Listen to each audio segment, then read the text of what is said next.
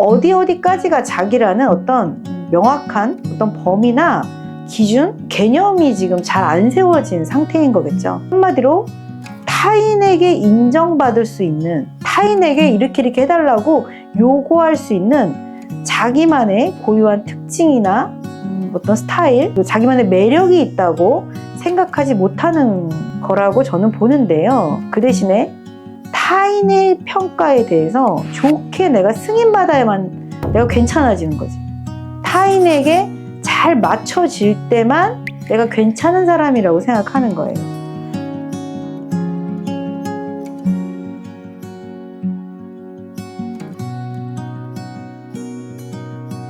안녕하세요. 상담심리 전문가 앤디쌤입니다. 오늘은 무엇이 궁금해서 찾아오셨을까요? 선생님, 요즘 제 주변에 친구들이 눈치만 많이 보이고 정작 사람 사귀기는 무섭다는 친구들이 많은데 그런 사연들을 선생님도 많이 접해보시나요? 맞아. 요즘에 그 사람이 좀 무섭다. 그래서 전화도 안 받는 거 아니에요? 요즘 젊은이들이 무서우니까 눈치 보는 거죠. 나한테 확 뭘 할 것 같으니까. 이런 사연이 참 많긴 하거든요. 사람들이 나를 좋아할 거라고, 진심으로 나를 이렇게 아껴줄 거라는 생각을 이제 못하는 거겠죠. 그래서 더욱더 친절하게 사람을 대하고 자기의 불편한 마음을 애써서 숨기는 거겠죠. 너무 애쓰다 보니까 또 화가 날 것도 같고 또 욱하고 막 이런다고. 이런 사연들의 이제 공통점이 결국에는 상대방을 못 믿는다는 거잖아요. 사람을 못 믿겠다라는 것에 대해서 한번 오늘 그럼 이야기해보면 좋겠습니다. 결국 사람을 믿지 못한다는 것의 가장 큰 손해는 지금 내 앞에 있는 상대방하고 교감하지 못한다는 문제인 것 같아요. 그러니까 예를 들면 이런 거죠. 애인이 어제는 나는 야외 활동을 좋아한다 그랬어. 근데 오늘은 갑자기 집순이가 좋다고 하는 거죠. 아니면 뭐 절친이 지난번에는 내가 얘기를 잘 들어줘서 좋다고 해놓고 오늘은 너는 너무 네 얘기를 안 한다 이렇게 말하는 거예요. 이렇게 상대방 말이 좀 바뀌는 것 같을 때 상대방의 눈치를 많이 보는 사람들은요. 상대방의 말 한마디 한마디만 쫓다 보니까 상대방이 계속 다른 말을 하는 것 같은 거예요. 역시 상대방 말을 믿어서는 안 돼. 와 진짜 모르겠네? 이런 판단이 또 강화되는 거겠죠? 그러니까 눈치만 보느라 상대방에게 맞추려고만 하느라 상대방과 교감을 놓치게 되는 거고 상대방의 말과 태도, 행동 하나하나에 내가 어쩔 줄을 몰라하고 흔들리게 되는 거죠. 왜 그렇게 되는 걸까요? 전문가들마다 의견이 있겠지만 제 생각에는 자신의 정체성이 명확하게 없기 때문이라고 저는 생각합니다. 일관된 자기라는 개념이 없기 때문이라고 저는 생각하는데요.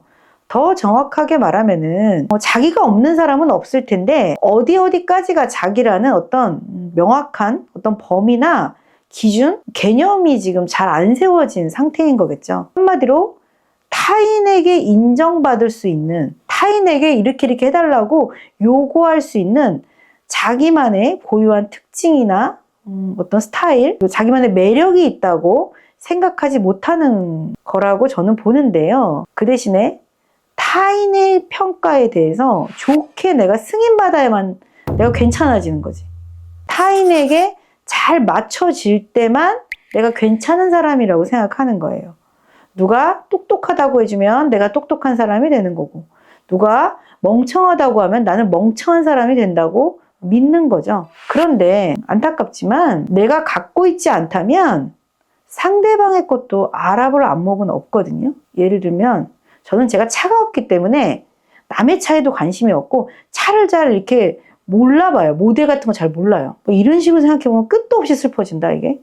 사랑받지 못한 것 같으면 진정한 사랑도 알아보기 어려울 수 있고 내가 늘 이 영상을 찍으면서 고통스러운 게 이런 거지. 이미 많이 아는 사람들에게는 이 말을 할 필요가 없는 거고 이미 모르는 사람에게는 아무리 내가 설명을 한들 이게 또 전달이 될까 싶은 거야. 염세주의적인 관점이긴 해요. 참 따뜻한 상담자여야 되는데. 아무튼 자신의 정체성이 없다는 것은 상대방의 정체성도 자세히 살펴볼 줄 모른다는 의미일 것입니다. 결국에는 정확한 자기에 대한 개념이 없다는 의미겠죠. 그것은 그만큼 자신을 믿지 못하고 살아왔다는 뜻입니다. 결론적으로 자신에 대한 믿음이 없어서 그래서 타인도 믿지 못하게 된 것입니다. 상대방의 한마디 한마디 말에 상처받고 저 사람이 정말 나를 귀찮아하는 건지 아니면 내 느낌인지 이걸 사실 구별하기도 어려워요. 압도돼 버리는 거니까요.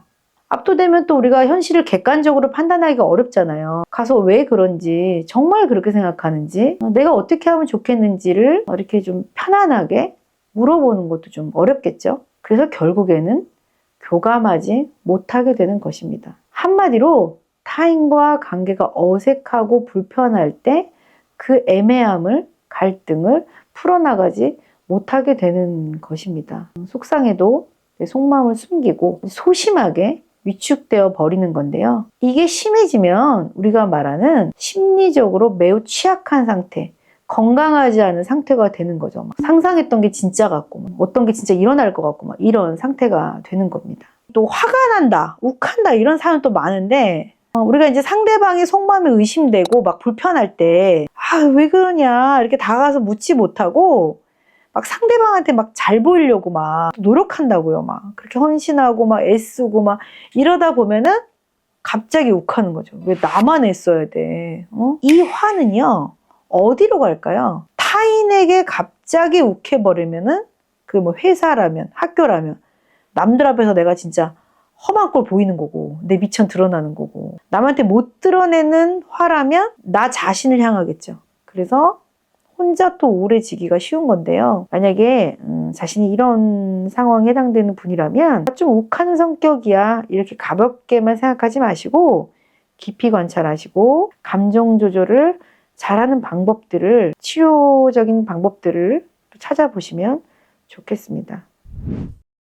그럼 다른 사람의 눈치를 많이 보는 것이 자신의 근본적인 성향인지 아니면 정체성이 없는 것인지 어떻게 구분을 할 수 있을까요? 그러니까 눈치를 본다는 것을 자신의 고유성으로 원래 그런 성향으로 이해해야 되는 건지 정체성이 부족한 문제인지를 잘 구별할 수 있겠냐라고 물은 거죠. 그러니까 우리가 어떤 사람인지 자기 스타일이 확립되면은 타인의 눈치를 점점 덜 보고 나는 이런 사람이야 라는 것을 지키고 살아가게 될 것 같거든요.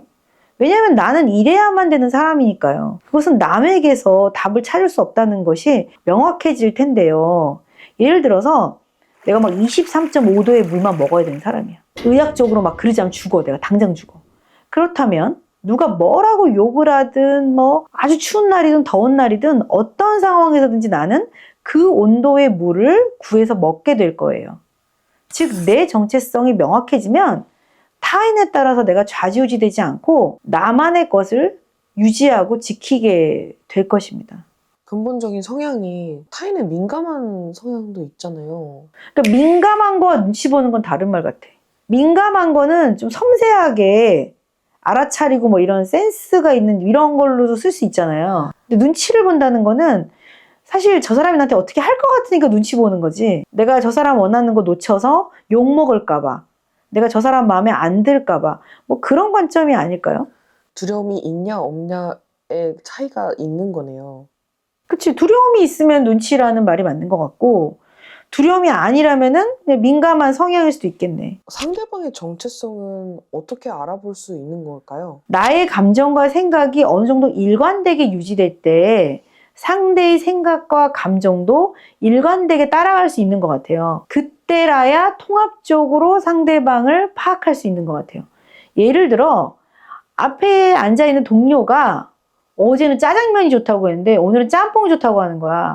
이 사람 이거 왜 이렇게 변덕이야? 이게 아니라 이 사람은 어제는 이렇게 말했고 오늘은 이렇게 말했으니까 중국 음식을 좋아하는구나. 아니면 이 사람은 면 요리를 좋아하겠구나.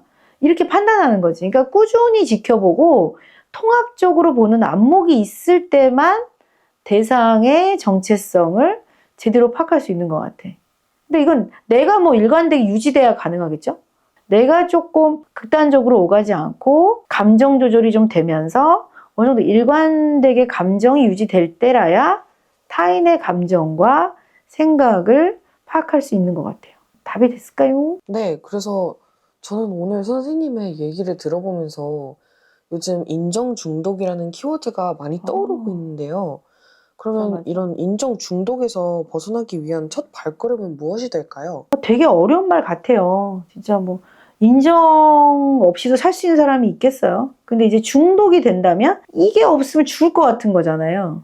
이게 좀 충분하지 않으면 내가 막 피가 마르는 거잖아요. 더 받고 싶어가지고. 근데 이제 이 정도의 막 갈망에 빠지지 않으려면은 결국에는 타인 중심이 아니라 관점을 나 자신에게로 돌리는 것부터 시작해야 될 것 같습니다. 상담에서도 나 자신으로 느끼고 알아차리고 하는 관점의 전환이 굉장히 어렵거든요.